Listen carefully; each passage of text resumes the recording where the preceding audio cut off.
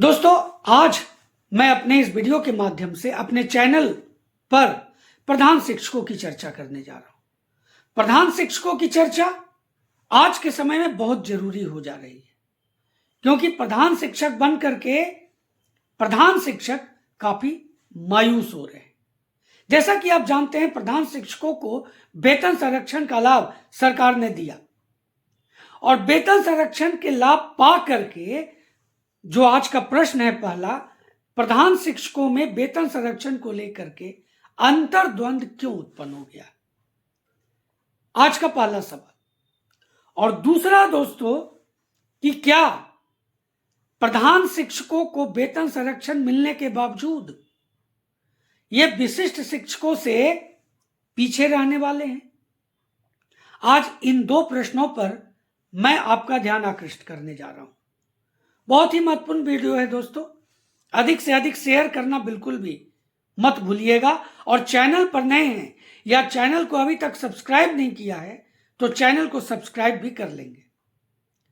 दोस्तों, चलिए पहले सवाल पर आते हैं कि प्रधान शिक्षकों में वेतन संरक्षण को लेकर के अंतर्द्वंद क्यों है। तो समझिए, जब से विशिष्ट शिक्षकों, विद्यालयाध्यापकों के साथ साथ प्रधान शिक्षकों को भी वेतन संरक्षण मिला है, प्रधान शिक्षकों में एक अंतर्द्वंद शुरू हो गया है। और ये इसलिए हुआ है दोस्तों, क्योंकि वेतन संरक्षण से महज 15 से 20% प्रधान शिक्षकों को ही लाभ होने जा रहा है। इसको लाभ नहीं कह सकते, मैं बार बार अपने वीडियोस में कहता हूं आपको कि यह लाभ नहीं हो रहा है।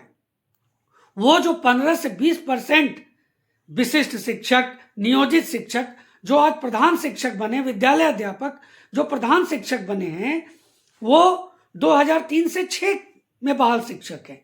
और उनका अगर विशिष्ट में देखा जाए, नियोजित में देखा जाए और अब वेतन संरक्षण के बाद विद्यालय अध्यापक में देखा जाए तो 31,670 बेसिक हो जाता है।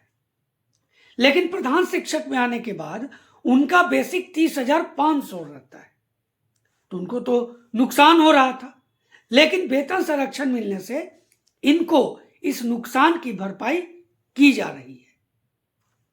तो ये इनको फायदा नहीं हो रहा है, बल्कि जो नुकसान हो रहा है उसकी प्रतिपूर्ति हो रही है।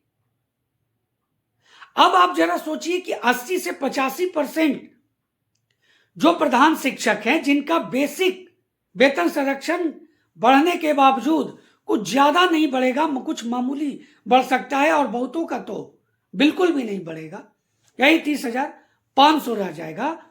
उनके अंदर इस तरह के प्रश्न उत्पन्न हो रहे हैं कि जब एक ही नियमावली पर, एक ही प्रतियोगी परीक्षा पर सभी बहाल हुए हैं, तो फिर एक का वेतन ज्यादा और एक का वेतन कम क्यों? ये आपस में ही वेतन विसंगति क्यों? इस तरह के सवाल उत्पन्न हो रहे हैं। उत्पन्न होना भी लाजमी है, लेकिन दोस्तों आप जरा सोचिए, यहां पर कुछ महत्वपूर्ण बातें समझ लीजिएगा।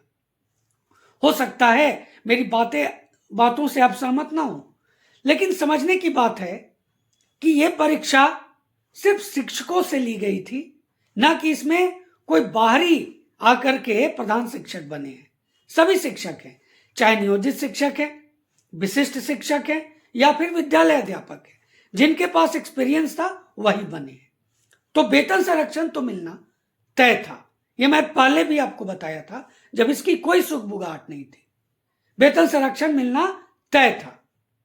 अब जिस तरह से दोस्तों वेतन संरक्षण मिला है और विशिष्ट शिक्षकों को भी वेतन संरक्षण और अब जैसा कि जान रहे हैं प्रोन्नति भी मिल रहा है, तो उस हिसाब से प्रधान शिक्षकों का वेतन में इतना इजाफा होना चाहिए कि वो विशिष्ट शिक्षकों से अधिक हो।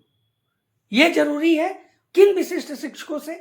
तो 1 to 5 के, और बहुत से 6 to 8 के शिक्षक भी प्रधान शिक्षक बने हैं। अब उनकी भी बात कर लेता हूं, उनका भी बढ़ना लाजमी होना चाहिए।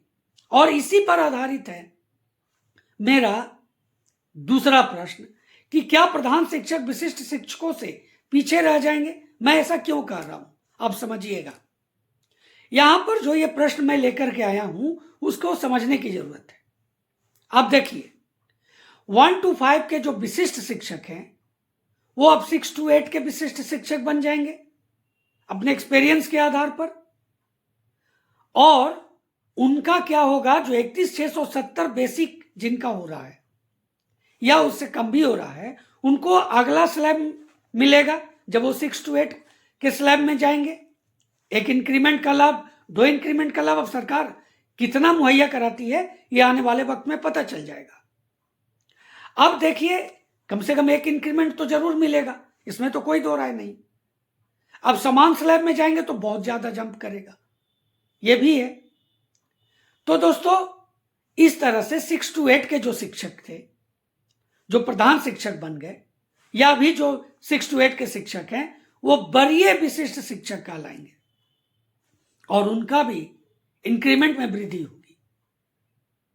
तो मारे गए कौन? प्रधान शिक्षक। एक को वेतन संरक्षण मिल करके कहां पर फायदा हो रहा है? 31,670 जा रहा है। आप समझिए प्रोन्नति किस स्थिति से निर्धारित की गई है?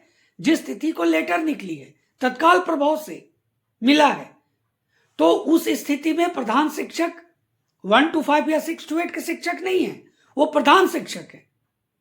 तो उनको इस प्रोन्नति का जो लाभ मिलेगा विशिष्ट शिक्षकों से, उसके बनिस्पत यहां नुकसान झेलना पड़ सकता है, और इसीलिए मायूस हैं, निराश हैं आज के समय में प्रधान शिक्षक कि वो इसका लाभ नहीं मिलेगा।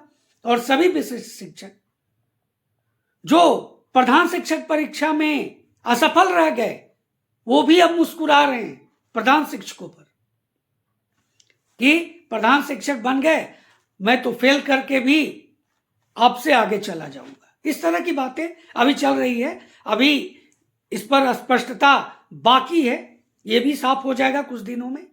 लेकिन यही अंतर्द्वंद है दोस्तों, यही समस्या उत्पन्न हो रहा है, जो प्रधान शिक्षक बनने के बाद सभी शिक्षक निराश हताश है।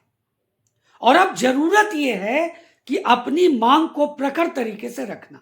इसमें मैंने एक ऑप्शन दिया था, एक मुश्त अगर कहा जाए कि हमें पुराने पद पर लौटने दिया जाए तो यह भी बहुत बड़ा हथियार हो सकता है प्रधान शिक्षकों का, क्योंकि आप प्रधान शिक्षक बने प्रतियोगी परीक्षा के आधार पर, आप पहले से सेवा में थे, उसके आधार पर अगर विशिष्ट शिक्षकों को लाभ मिलता है तो प्रधान शिक्षकों को भी लाभ मिलना चाहिए।